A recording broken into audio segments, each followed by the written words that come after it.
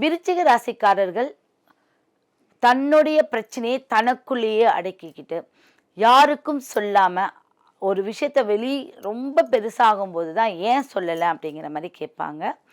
அப்போ அந்த விருச்சிக ராசிக்கு ஏன்னா மற்றவங்களே காயப்படுத்தக்கூடாது, மற்றவர்களை நம்ம வேதனைப்படுத்தக்கூடாது அப்படிங்கிறது தான் அந்த விருச்சிக ராசிக்காரர்களுக்கு ஒரு எண்ணம்.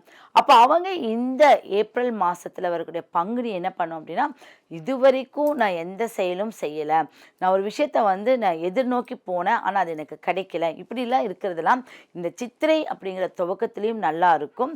இந்த முடிவான பங்குனி மாதத்துலேயே அதை அவங்க ஸ்டார்ட் பண்ணிடுவாங்க. இவங்க இந்த ஊமத்தங்காய் இருக்கு இல்லையா, இந்த ஊமத்தங்காயை இந்த ரோட்டில் கிடைக்காது கரு ஊமத்தைங்கிறது மிகவும் விசேஷம். ஆனால் அது நம்மளுக்கு கிடைக்குமா அப்படின்னு தெரியாது.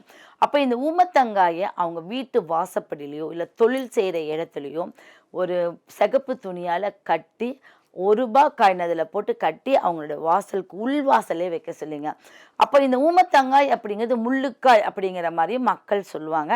அது காளி தேவிக்கு ரொம்ப உகந்த ஒரு காய். இந்த காய் நம்ம வீட்டில் நிறைய திருஷ்டி இருக்குது அப்படின்னா வெடிச்சிரும், உடனே வெடிச்சிரும். அப்படி இல்லைன்னா அதோடைய பயன்பாடு அப்படி எவ்வளோ நாள் ஆனாலும் அப்படி இருக்கும். ஒரு 10 நாட்கு ஒரு முறை நீங்கள் மாற்றிக்கிட்டே இருங்க. உங்களுக்கு காளி அம்சம், உங்கள் வீட்டுக்கு யாராவது கெட்டது செய்ய போகிறாங்க, கெட்ட ஆள்கள் எண்ணத்தோடு வரப்போகிறாங்க, நல்ல எண்ணங்கள் இங்கே இல்லை அப்படிங்கிறதுக்கெலாம் உங்களுக்கு சரி வரும். உங்கள் வீட்டில் இருக்கக்கூடிய ஏதாவது ஒரு இடம் பார்த்தீங்கன்னா விரிசல் விட்டுருக்கும், இந்த மாதத்தில் அது சரி பண்ணுங்க. ஏதாவது இடத்துல ஓதம் இருந்துக்கிட்டே இருக்கும். நீங்கள் நல்லா பாருங்கள், விருச்சிக ராசிக்காரங்க வீட்டில் ஏதாவது ஒரு ஓதம், ஏதாவது ஒரு இடத்துல கார்னர் சைடில் ஓதம் இருக்கும். அதை நீங்கள் ரெடி பண்ணிக்கிட்டால் வீட்டில் பணம் தங்கும், மனம் நல்லா இருக்கும், சந்தோஷங்கள் குடியிருக்கும். இது செய்ய வேண்டிய ஒரு அமைப்பு. நீங்கள் ஏதாவது ஒரு கோயிலுக்கு போகணும் அப்படின்னு கேட்டிங்க அப்படின்னா விநாயகரை வழிபடுங்க. விநாயகர் ரொம்ப அம்சம், முதல் கடவுள்னு சொல்லுவாங்க.